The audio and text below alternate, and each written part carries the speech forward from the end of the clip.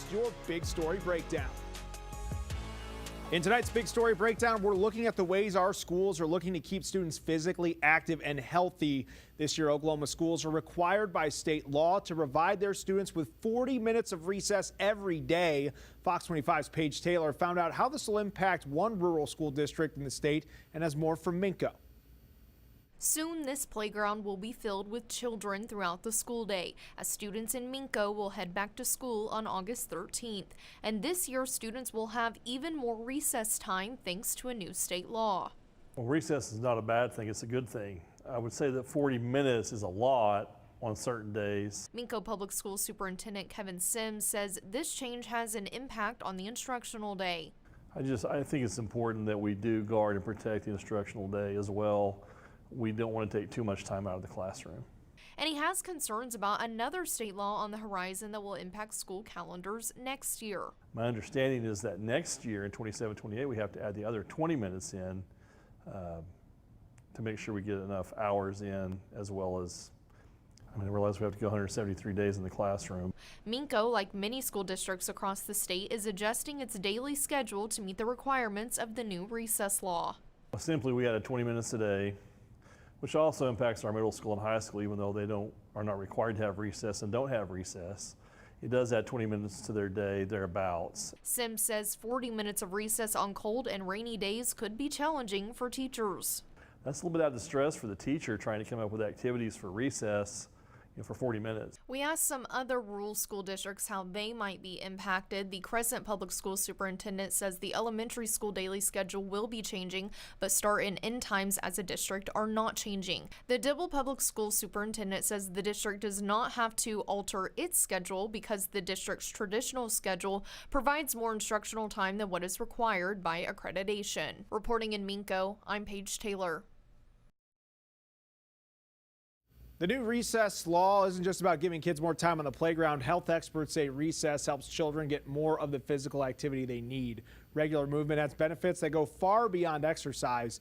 The CDC says physical activity can help improve focus, memory, classroom behavior, and build strong bones and muscles. As students head back to school, many will get more of that activity during the school day. For those heading to the practice field after the final bell, doctors say making sure their bodies are ready is just as important. Talking about conditioning and practices in the heat. Student athletes warming up for the fall sports season right now. We've got your back tonight on what OU physicians say you can do to prevent sports injuries as the season quickly approaches. Common things that we see is a lack of preparation through the summer. So you can't just go into something and then go full bore right into it. You need to prepare the body. The experts say preparation is key when avoiding sports injuries this fall season. When the season starts, usually it's too much of a load that the body isn't ready to handle. So lack of warm-up and then lack of conditioning through the summer is usually the thing that gets most kids in trouble.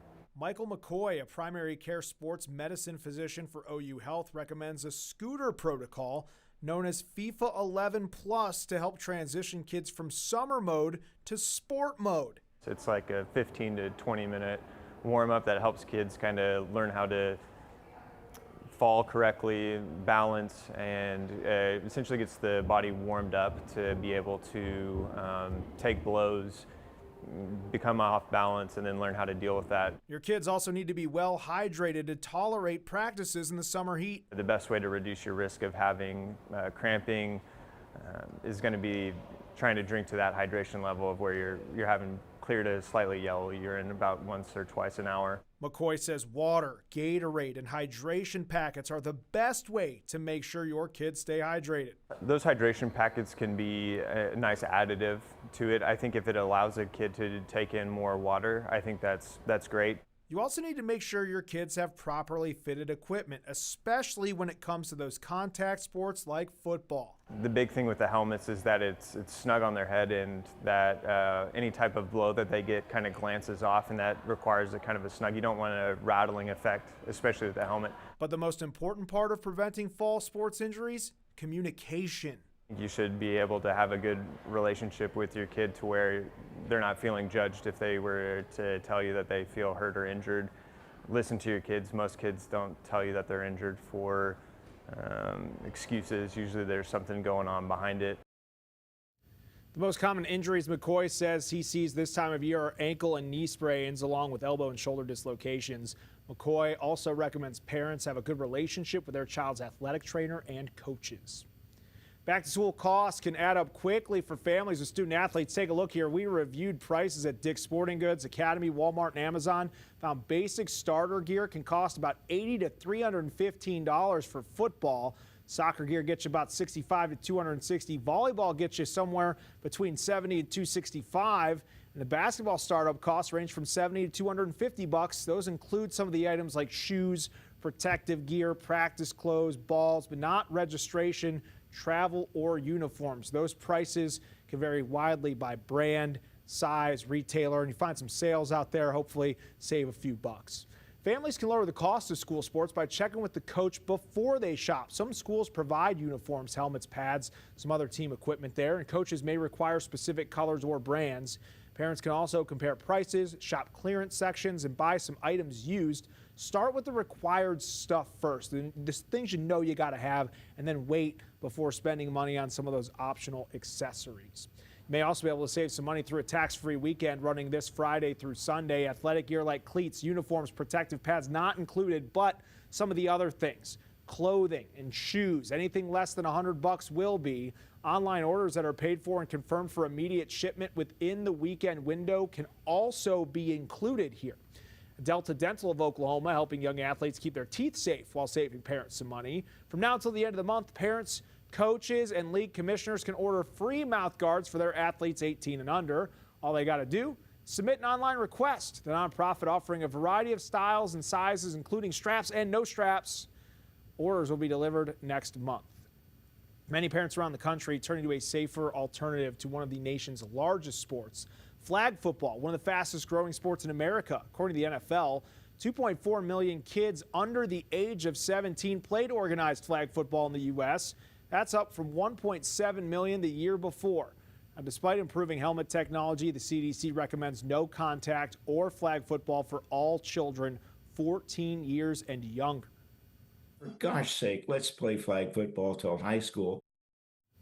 Despite the recommendations, youth leagues for tackle football still popular. There are some who say the reward outweighs the risk. I think the risk-benefit ratio is definitely in the favor of, allowing your kid to try. The popularity of flag football expected to grow even bigger as the sport makes its Olympic debut at the 2028 Olympics.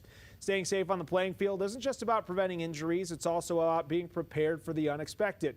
As fall sports get underway, Union Public Schools training coaches and PE teachers in hands-only CPR. The training focuses on how to recognize a cardiac emergency, locate an AED, and respond quickly if a student athlete collapses during practice or competition. The American Heart Association says about 100 young athletes die from sudden cardiac arrest every year.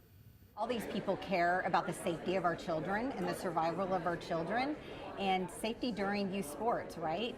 I mean, it's just so important that we're ready for anything that can happen, and cardiac emergencies do happen. And so we want to make sure that our coaches know how to step in quickly and also comfortably. The American Heart Association says many young athletes who suffer sudden cardiac arrest don't know they have an underlying heart condition, which is why they say quick action from the adults around them can make all the difference. That was tonight's Big Story Breakdown. You read more about ways to keep kids active and healthy on our website, OKCFox.com. Plus, you watch all of our previous Big Story Breakdowns on our YouTube channel. Just scan the QR code on your screen or search OKC Fox.